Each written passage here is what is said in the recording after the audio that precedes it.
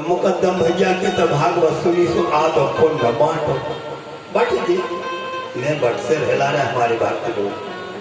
जो आप कर रहे हो तो आप ही के लाने, जो आप कर रहे हो वास्तव में आपको ही यहाँ पर है। इसी से हमारे मानस में आया है कि जब बड़े लोग यहाँ सुख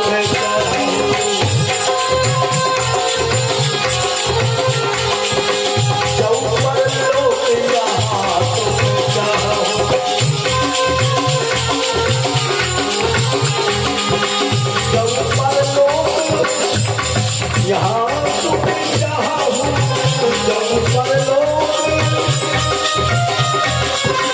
जब पर लोग यहाँ सुख चाहूं मन वचन मान मन वचन मान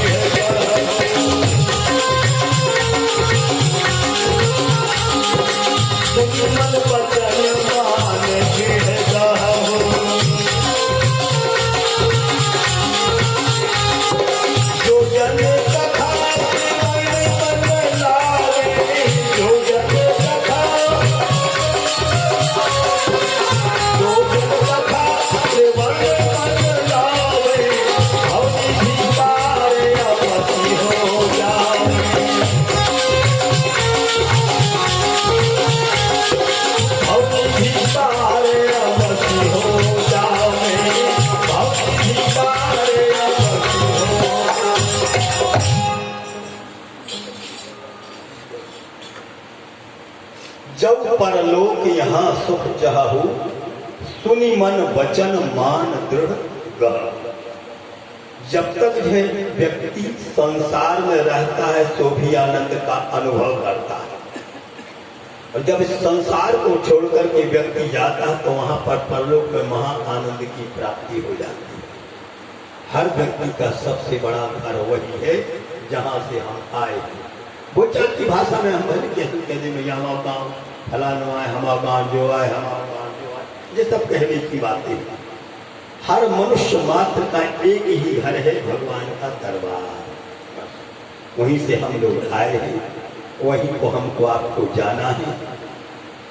नाना प्रकार की योनियों में हमको आपको बचना पड़ेगा, इसलिए भागवत हमको आपको दिशा निर्देशन कराती है। अरे जीव जाग जाओ, अरे जीव जाग जाओ। यदि भगवान नाम कीर्तन में आप आनंद प्राप्त करोगे तो तुमको परलोक में भी आनंद मिलेगा। धर्मराज युधिष्ठिर सब कुछ करने के अनंतर बद्रीनाथ धाम की यात्रा करते हैं। वहां से स्वर्गारोहण होगा। महाराज परीक्षित को राज्य गद्दी प्राप्त हुई। ततः परीक्षित दुज बरीय शिक्षाया, ततः परीक्षित दुजबरीय शिक्षया मही महाभागवतम ससास। आवाज चीका रही क्या भाई प्रहलाद भर रहा तो नहीं गई। परीक्षित दुजबरीय शिक्षया मही महाभागवतम ससास।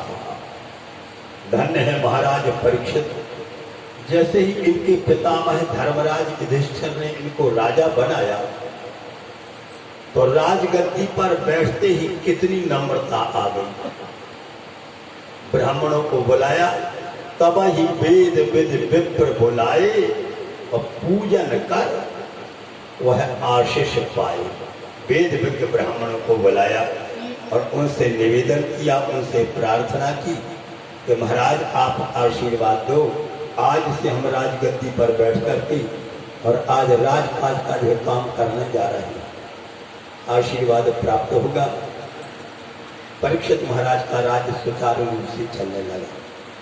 लेकिन एक बात जरूर थी, महामना परीक्षित के लाने ऐसा लगता था कि कहीं ऐसा तो नहीं है कोई सबल व्यक्ति निर्बल को सतावे, कोई बलवान व्यक्ति किसी कमजोर वर्ग की व्यक्ति को सतावे। पता लगा देखिए, बलवान व्यक्ति कमजोर आदमी के लाने सतावे। ऐसा पता लगाते थे, भ्रमण करते थे, स्वयं अपना वेश बदल करते। एक लाने आप आज समझो कि जिसको सीआईडी किया था, खुफिया पुलिस, तो अब जो काम कर रहे थे CID में खुफिया बारी, लेकिन पहले के राजा महाराजा लोग खुद ही पता लगा के बेस बदल के पता लगाते थे कि भैया कहीं कोई बलवान व्यक्ति कमजोर को परेशान तो नहीं कर रहा है, बलवान व्यक्ति कहीं कमजोर व्यक्ति को जो त्रस्त तो नहीं कर रहा है। आप लोगों ने पढ़ा होगा, सत्संग में सुना होगा, जब राजा राम गद्दी पर आसीन होगी तो रात में अपनों वेश बदल के अयोध्या में भ्रमण करते थे। यदि भ्रमण न करते होती तो उनको कैसे पता कि फलानो रजक और हमारे विपरीत भाषण दे रहा हो, हमारे विपरीत बातचीत कर रहा है। पता तो तब लगो कि जब अपने कानों से तुमने सुन ली। और धन्य है राजा हो तो राम जैसे राजा हो, मर्यादा पुरुषोत्तम है। अच्छा, अब ऐसे समय पर कोई राजा के विरुद्ध कान भर दे तो न वो पता चलता कभी JCB से गड्ढा खोद जाते, अंदाजे नहीं पाते। लेकिन क्या मर्यादा, बलवान होते हुए सामर्थ्यवान होते हुए भी एक साधारण व्यक्ति की बात को स्वीकार कर लिया उन्होंने, और इस पर भी उन्होंने परम्बा मैथिली सीता का प्रत्यार किया था। तो रात में वेश बदल करके घूम करके पता लगाते थे कि कोई अन्याय तो नहीं कर रहा है, कोई अधर्म तो नहीं कर रहा है, और जब अधर्म करेगा तो उसको सजा जरूर मिलेगी। इसी प्रकार से महाराज परीक्षित भी और रात्रि में भ्रमण करते थे, घूमते थे, पता लगाते थे कि कहीं कोई सबल निर्बल को हैरान तो नहीं कर रहा। धन्य है महाराज परीक्षित का राज्य, बड़ी श्रद्धा समन्वित होकर निकालो हमें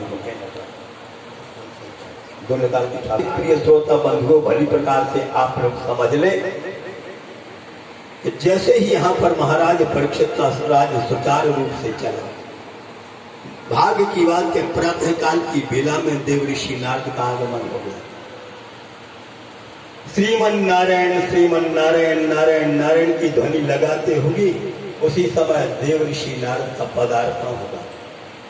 और जैसे ही नारद जी आए, परीक्षित राजा सिंहासन पर बैठे थे, महाराज परीक्षित सिंहासन पर बैठे थे, और उसी समय आज परीक्षित खड़े हो गए, सिंहासन से उतरे, खड़े हो गए। आइए महाराज आपका स्वागत है, आइए महाराज आपका स्वागत है। विशेषता यह है, हम और आप गृहस्थ जीवन में, हम और आप गृहस्थ जीवन में, और गृहस्थ जीवन में हमको आपको साधु ब्राह्मण का सम्मान करना चाहिए। कोई भी अपने से बड़ा बुजुर्ग आ जाए, हमारे कितने जो रसिक श्रोता बंधु विराजमान है, कोई साधु आ जाए, कोई ब्राह्मण आ जाए, तो आप जिस आसन पर बैठे हो बस उस आसन से उठ करके खड़े भर हो जा, दे दिया अपना सम्मान। कछ कछ मन आने से बैठे हुए थे, वहां से आए हो, कैसे आए हो, क्या काम है, यह सब नशा कार्य नहीं। कोई भी गृहस्थ व्यक्ति के यहाँ पर कोई संभ्रांत व्यक्ति पहुंच जाए तो उसका सम्मान इतने में ही परिपूर्ण हो जाता है कि भाई आइए आपका स्वागत है। इतने बड़े राजा परीक्षित, नारद का आगमन होगा, उठ करके खड़े हुए आइए महाराज आपका स्वागत है। तुरंत जब पाद्य अर्घ के द्वारा उनकी सेवा करी, उनको जल पिलाया, कुछ फल भी खवाए। देव ऋषि नारद ने ठाकुर जी को समर्पण करते हुए फल प्रसाद पाए। इसके पश्चात अब पूछने लगते हैं